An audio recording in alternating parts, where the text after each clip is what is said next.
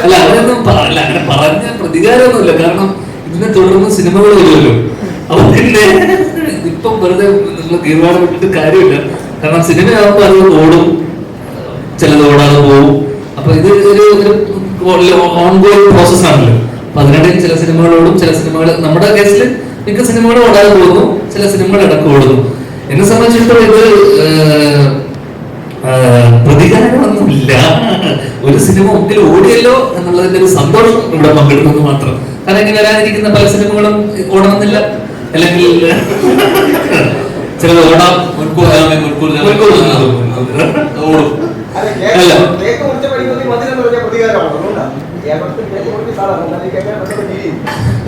ചുമ്മാണ്. അല്ല അങ്ങനെയല്ല, ഇതൊക്കെ വല്ലപ്പോഴും കിട്ടുന്ന അനുഭവങ്ങളാണല്ലോ. കേക്ക് മുറിക്കുക, success celebration, success press meet. ഇപ്പൊ അടുത്ത് പ്രിൻസിന്റെ സക്സസ് വരാൻ പറ്റി, എന്നെ തുടർന്ന് വീണ്ടും ഒരു കുഞ്ഞു സക്സസ്. അപ്പൊ എന്തായാലും സന്തോഷം, അത്രേ ഉള്ളൂ.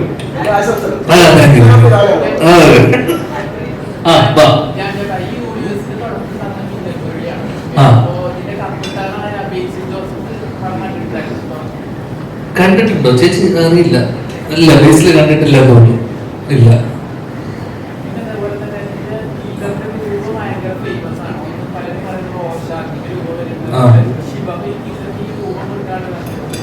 അതെന്നോടല്ല, നിങ്ങൾ പറയണം. ബേസിക്കലി ഒരു ക്രീപ്പിനെസ് നമ്മുടെ ഇല്ലെന്ന് വേണം തോന്നി. അപ്പോൾ അതിൽ പണ്ട് 90 സെറ്റിംഗ് ആയതുകൊണ്ട് തന്നെ ഷാർക്ക് ഒരു കോമൺ സംഭവം കൊടുക്കാന്നേ ഉള്ളൂ. അല്ലാതെ അത് ഷിപ്പുമായിട്ട് അല്ലെങ്കിൽ റോഷാക്കാൻ അങ്ങനെ കണക്ഷൻ ഒന്നുമില്ല. ജസ്റ്റ് ഒരു ഗ്രാമത്തിൽ നമുക്കത് ബേസിക്കായിട്ട് കിട്ടാവുന്ന സാധനമാണ് ഈ ഷാർക്കിന്റെ ഒരു കഷ്ണം. സോ അതൊക്കെ എല്ലാം കൊടുത്തതേ ഉള്ളൂ.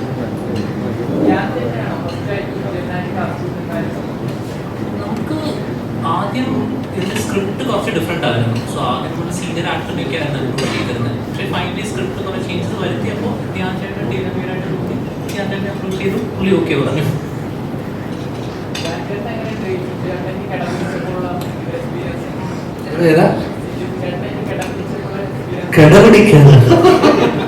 അത്തരം ഇതൊന്നും ഉണ്ടായില്ല. കാരണം അവസാനത്തെ ഇതിൽ പറഞ്ഞു വരുമ്പോ ഇതിൽ ശരിക്കുള്ള നായകൻ സിജുചേട്ടനാണ്.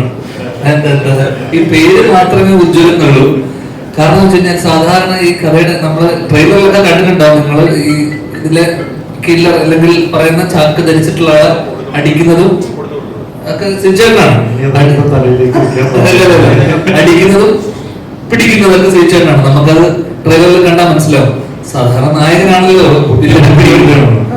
ശക്തി മാത്രമേ ഉള്ളൂ, ബുദ്ധി അല്ല, ശാരീരികമായിട്ട് എനിക്ക് നേരിടാനുള്ള ഇതില്ല, കായികമായിട്ട് ഒരാളെ നേരിടാനുള്ള ഇതില്ല.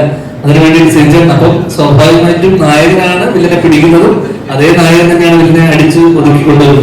അങ്ങനെ പറഞ്ഞു വരുമ്പോൾ സിജുചേട്ടനാണ് ഇവിടുത്തെ നായകൻ.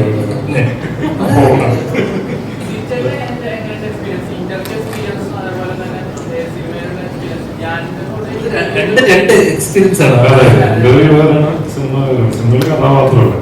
ഇപ്പോൾ ധ്യാനാണെങ്കിൽ ഇന്റർവ്യൂവിൽ ഇപ്പോൾ ഒരുപാട് പേര് പറയുന്നുണ്ട്, ഇന്റർവ്യൂവില് തമാശകൾ സിനിമയിൽ കിട്ടുന്നില്ല എന്നൊക്കെ പറയുന്നുണ്ട്. പക്ഷെ ഇന്റർവ്യൂ ഡിഫറെന്റ്, സിനിമയിലെ കഥാപാത്രം ഇസ് ഡിഫറെന്റ്. അപ്പോൾ അവിടെ കാരണം ഇതിനിടയിൽ കുറെ പേര് ഇത് ഭയങ്കര കോമഡി പടമാണെന്ന് വിചാരിച്ചു കുറെ ആൾക്കാരുണ്ട്.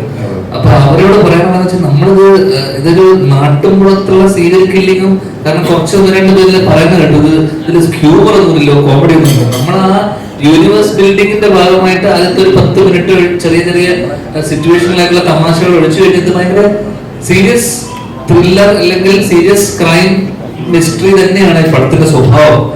അതിൽ കുറച്ച് കാരിക്കേച്ചറൈസ് ആയിട്ടുള്ള ക്യാരക്ടേഴ്സ് വരുന്നുണ്ടെന്നേ ഉള്ളൂ. അപ്പം ഭയങ്കരമായിട്ടുള്ള കോമഡിയും ഇതൊന്നും പ്രതീക്ഷിച്ച് പോയവർക്ക് ചിലപ്പോൾ നിരാശയായിരിക്കും. കാരണം ഇതൊരു കോമഡി പടമല്ല. ഒരു പോയതിനു ശേഷം സെക്കൻഡ് ഹാഫൊക്കെ അത്യാവശ്യം ത്രില്ലർ സ്വഭാവമുള്ള അല്ലെങ്കിൽ ഇൻവെസ്റ്റിഗേറ്റീവ് സ്വഭാവമുള്ള സിനിമയാണ്. അതൊന്ന് എടുത്ത് പറയണം തോന്നി. അത്ര അല്ല, എന്നെ വെച്ച് ചെയ്യുന്നവർക്ക് ആൾക്കാർക്കാണല്ലോ ചലഞ്ചിങ്. അപ്പൊ അവരോട് ചോദിക്കണം. എനിക്ക് എല്ലാ റോളും ഒരുപോലെ. എടാ ധ്യാൻ ചേട്ടൻ ഇവിടെ ധ്യാൻ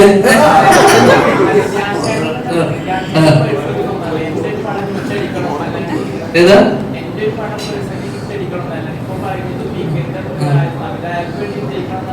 അതെ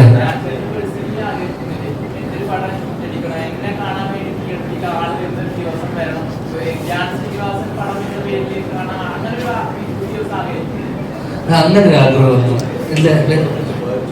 അല്ലല്ല ചോദിച്ചാൽ കറക്റ്റല്ല. അല്ല എനിക്ക് അങ്ങനെ സത്യമായിട്ടും കാരണം ഇങ്ങനൊരു സിനിമ ഒരു കഥ വരുമ്പോൾ അവര് വളരെ പാഷനേറ്റ് ആയിട്ട് അവര് സ്ലിം ഫുഡ്സ് എന്നൊക്കെ പറഞ്ഞ ഇൻസ്റ്റിറ്റ്യൂട്ടിൽ നിന്നൊക്കെ പാസ് ഔട്ട് ആയി അവർ ആദ്യമായിട്ട് നമ്മുടെ അടുത്തൊരു കഥയായിട്ട് വരുന്ന സമയത്ത് നമ്മൾ കാണുന്നത് അവരുടെ ഒരു പാഷനും അല്ലെങ്കിൽ അവരുടെ കൂടെ നിൽക്കുക എന്നുള്ളതാണ് ആസ് ആക്ടർ.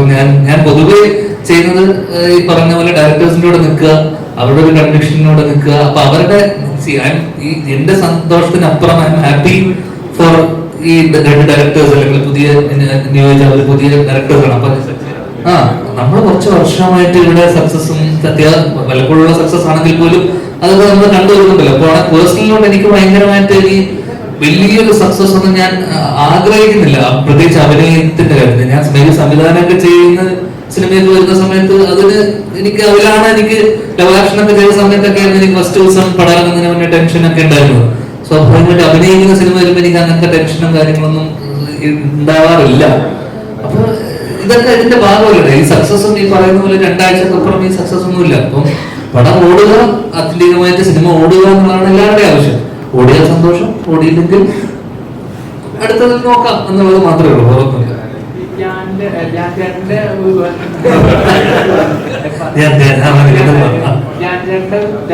ഒരു നടനുണ്ടെന്ന് കണ്ടത് ആദ്യം വിനീതേട്ടനായിരുന്നു. അത് പ്രൂവ് ചെയ്തത് വർഷങ്ങൾക്ക് ശേഷം കണ്ടതാണ്. തുടരെ എല്ലാ പടത്തിലും ഞാന്റെ പടം ഞാൻ അഭിനയിച്ചുകൊണ്ട് ഈ പടം മോശമാവുന്നില്ല.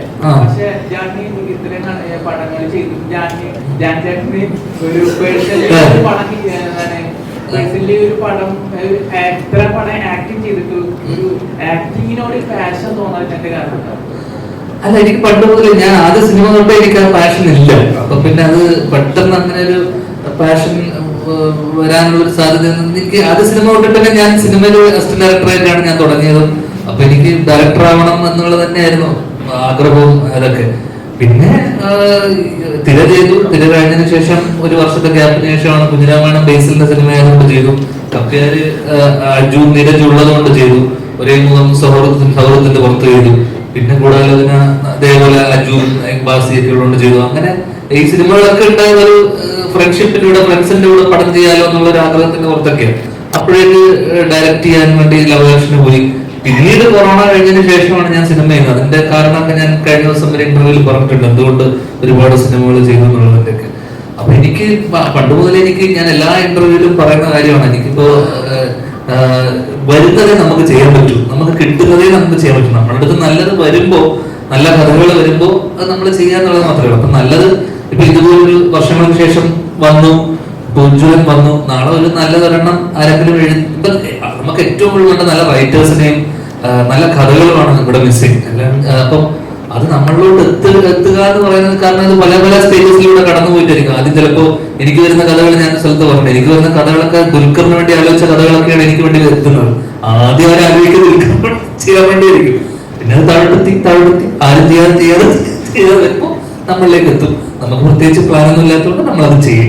അപ്പോ അതിൽ പലരും നമുക്ക് പരിചയമുള്ള ആൾക്കാരായിരിക്കും, സുഹൃത്തുക്കളായിരിക്കും, നമ്മളോട് വർക്ക് ചെയ്തിട്ടുള്ള അസോസിയേറ്റുകളായിരിക്കും.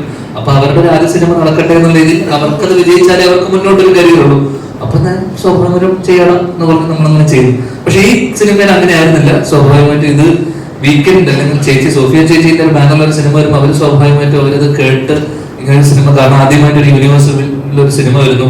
അപ്പൊ അത് കേട്ട് അവർക്ക് അത്രയും കോൺഫിഡൻസ് ഉള്ളത് കൊണ്ടാണ് ചേച്ചി ഇത് പ്രൊഡ്യൂസ് ചെയ്യാൻ തീരുമാനിച്ചത്. അപ്പൊ അതിനുശേഷം ഇന്ദ്രനീലും ഇതും രാഹുൽ എന്റെ അടുത്ത് പറഞ്ഞു, ചേട്ടൻ സാധാരണ അപ്രോച്ച് ചെയ്യുന്ന പോലെ അപ്രോച്ച് ചെയ്തത്, ഇതിന്റെ കഥ കേട്ടേ പറ്റൂ എന്ന് പറഞ്ഞ് എന്നെ കുത്തിയിരുത്തിച്ച് രണ്ടുപേരും കഥ കേൾപ്പിച്ചു. അപ്പൊ അങ്ങനെ നമ്മൾ നിർബന്ധം പിടിച്ച് നമ്മുടെ അടുത്ത് വരുന്ന ആൾക്കാർ വളരെ കുറവാണ്. അല്ലെങ്കിൽ നമ്മൾ പലപ്പോഴും ലാസ്റ്റ് മിനിറ്റ് പോയിട്ട് പല സിനിമകളുടെ ഏറ്റവും അവസാന നിമിഷമൊക്കെയാണ് നമ്മൾ പോയി ജോയിൻ ചെയ്യുന്നത്. പക്ഷെ ഇവര് ഞാൻ നിരന്തരമായി ഫോണിലൂടെയും സിനിമ തുടങ്ങുന്നതിന് മുന്നേ ഒക്കെ ആയിട്ട് അപ്പൊ ഇവർ അത്രമാത്രം എന്നെ ഇൻവോൾവ് ചെയ്യിപ്പിച്ചു. അപ്പൊ അതുകൊണ്ട് തന്നെ അതിന്റെ റിസൾട്ട് എന്നോട് ഇന്ന് കഴിഞ്ഞ ദിവസം കണ്ട ആൾക്കാരൊക്കെ എടുത്തു പറഞ്ഞൊരു കാര്യം, ഞാൻ നന്നായി അഭിനയിച്ചു എന്നോട് കുറെ പേര് എന്നോട് വിളിച്ചു പറഞ്ഞു, നന്നായി ചെയ്തു, നല്ല രസമുണ്ട് കാണാൻ സിനിമയിൽ. അതിന്റെ എല്ലാ ക്രെഡിറ്റും എന്റെ സംവിധായകർക്കുള്ളതാണ്. കാരണം അവരെന്നെ അത്രമാത്രം ട്രസ്റ്റ് ചെയ്തതിനപ്പുറം എന്നെ അതിന് മാത്രം ഇൻവോൾവ് ചെയ്യിപ്പിച്ചത് കൊണ്ടാണ് നമുക്ക് ആ ഇൻവോൾവ്മെന്റ് അല്ലെങ്കിൽ അവരുടെ ഒരു പാഷൻ അല്ലെങ്കിൽ കമ്മിറ്റ്മെന്റ് പുറത്താണ് നമുക്കിനി കൂടുതൽ ചെയ്യണം, ഇത് നന്നാക്കണം എന്നുള്ള ഒരു സാധനം. ഇത് പലപ്പോഴും നമ്മൾ പല സംവിധായകരുടെ കേസിലും കാണാത്തത് കൊണ്ട് ചില സിനിമകൾ, പിന്നെ അതിനുവേണ്ടി കഥ നന്നാവണം, സിനിമ നന്നാവണം, ഓവറോൾ നന്നാവണം. ഇത് എല്ലാ ക്രെഡിറ്റും നമ്മുടെ അഭിനയം അല്ലെങ്കിൽ നമ്മുടെ എല്ലാവരുടെയും ഇതിന് എന്താ പറയുക നന്നായിട്ടുണ്ട് എന്ന് പറയുമ്പോൾ അതിന്റെ കാരണം ക്രെഡിറ്റ് മൊത്തം നമ്മുടെ സംവിധായകർക്ക് തന്നെ.